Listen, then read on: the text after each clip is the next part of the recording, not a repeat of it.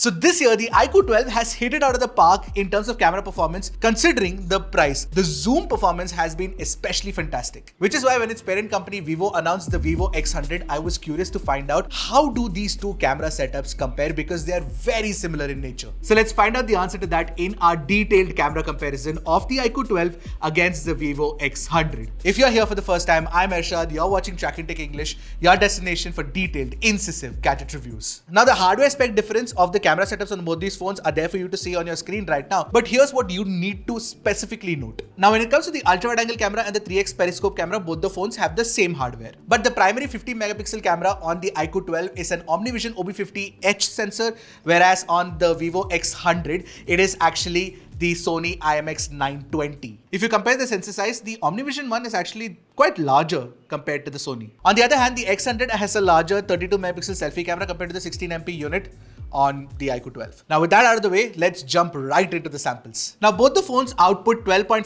megapixel pixel bin samples, but the X100's Sony IMX920 offers more natural details compared to iQOO 12's OmniVision OB50H. For example, when you do a 100% crop of the cycle's tire, you will notice that iQOO 12's over-sharpening makes it look slightly artificial. But this is only a problem if you pixel peep like we do, otherwise it's not much of an issue. As for the HDR processing adopted by both these phones, it's really touch and go here.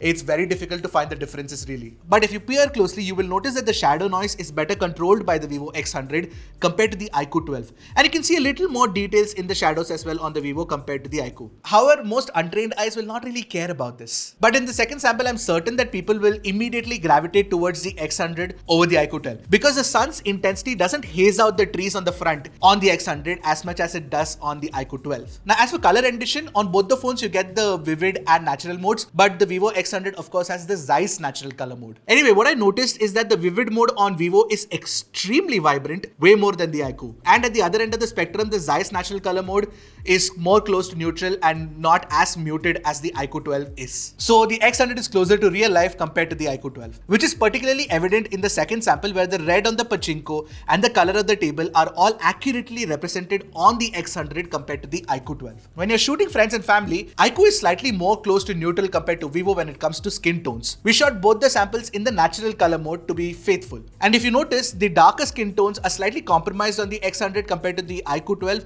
which does a more faithful reproduction of Omkar's color. As for shooting people against the light, the HDR performance is nearly identical on both. Here I was hard pressed to find any differences even after pixel peeping. Let's just call it a tie here. Now portrait mode was slightly difficult to evaluate because the iQOO 12 keeps it very straightforward. You get 1x, 2x and 3x portraits, and of course you get 70mm portraits as well, which is actually the right size of the face. The Vivo X100 on the other hand follows the footsteps of its elder brother, the X100 Pro. So what you get is a multifocal portrait approach where you get 23mm, 35mm, 50mm, 85mm and 100mm. Now you must be wondering, but Ershad, this is a 3x camera. It should have a 70mm portrait. Well, that doesn't exist. Anyway, when you look at the 23mm portrait shots, there's very little to tell the two apart. Edge detection in particular is exactly the same. Now when you compare the 70mm portrait on the iQOO 12 to the closest 85mm on the X100, you can clearly tell that iQOO is sharper and more detailed because it makes use of the hardware. And 100mm portraits on the X100 reduce the sharpness and detail retention even further. Where I like the idea of the multifocal portrait where the X100 is trying to mimic a DSLR with multiple lenses, I still feel that hardware specific 70mm portrait should have existed. Anyway, this multifocal portrait also does come in handy along with the Zeiss lenses that you get, like the Biota, the cinematic portrait, all of those when you're shooting pictures in the night especially. So you do get a lot of variety, and more importantly, the edge detection is very good on both the phones. So I would gravitate towards the X100, just that a 70mm would have been a nice to have. Having said that, what portrait mode do you actually prefer? Do you prefer iQOO 12 actually matching the hardware focal length, or are you okay with the fact that X100 actually uses software generated DSLR lenses, kind of 25mm, 35mm, 50mm, 85mm, 100mm portraits with the Zeiss collaboration? I'd love to know your thoughts. In fact, I'm going to be reading all the comments, and whichever answer I find very interesting, I will feature that in the next video for sure. Alright, finally, when you look at the low light performance, there are a few things to notice here. Vivo's night mode processing is contrast heavy, that brings out sharper lines and the illusion of more detail because of the sharpness. It does look immediately impressive and social media share worthy. iQOO 12 is pretty good too here with more details pulled out from the shadows. But if you look closely at the trees in the corner, Vivo's noise correction algorithm softens out the details, which the iQOO does not, and I think that is the right approach. Again, with the night mode, both the phones are really good. They just have different approaches. Which one do you prefer? Let me know in the comments below. Now moving on to the ultra-wide angle camera, I'm fairly convinced that the X100's ultra-wide camera seems to be performing better for the most part. You get more details and sharper textures with a slight bit of over-sharpening, no doubt. But the HDR performance is slightly better too, with more details being retrieved from the darker portions of the image. Most importantly, the X100 performs like a true flagship phone when it doesn't mess up the color science consistency and maintains it well with the primary camera. The iQOO 12 gets it wrong for the most part. Every single time I tested it, the ultra-wide's color science was completely different from the primary camera. Now, while the ultra-wide on the X100 is better than the iQOO 12, the telephoto performance on the iQOO 12 seems to be better than the X100. So I shot 2x, 3x, 10x, 20x, 60x and 100x samples. At 2x, the X100's in-sensor crop over-sharpens, but it is not as soft as the iQOO 12, so I'll take that. But when you zoom in 3x and further, the iQOO 12 comfortably beats the X100. This took me by complete surprise, especially the 10x shots. Every time I took it was sharper, well focused on the iQOO 12 compared to the X100. Now I have a feeling this is a software related problem with the X100 and maybe an OT update could fix it because both of them use the same hardware and the same software as well. So I think it's just a tuning problem. Let's wait and watch if that changes in the future. Now in low light, the X100 does salvage the situation by offering a brighter exposure and pulling in a lot of details with the night mode. But this is only at 3x. At 10x, the iQOO 12 is definitely better. So if you want a phone for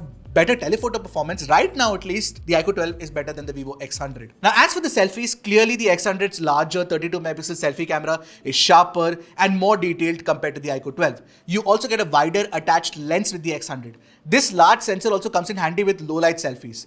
Even HDR selfies look very premium compared to the iQOO 12. And it goes without saying, even portrait selfies have great edge detection on the X100 compared to iQOO 12. That's not it, you can also use all the different Zeiss lenses as well. So no doubt, if you want great selfies, X100 is the way to go. Now macro photography is also possible on both thanks to the telephoto camera, but it's great on both, so I don't really have one choice to pick out here. Alright, moving on to video recording, you can shoot 4K 60fps videos using the primary camera and it is better on the X100. You get higher bitrate video recording and better standard stabilization as well. Even in the 1080p 60fps ultra stabilization video, the stabilization is better on the X100. You can also shoot 4K 60fps ultra wide video. The X100 again shoots at a higher bitrate and the dynamic range is definitely better. In fact, in the telephoto video, you can actually see the difference in detail because of the higher bitrates. As for the sound recording, I think both of these do a fairly equally good job, so nothing to separate the two.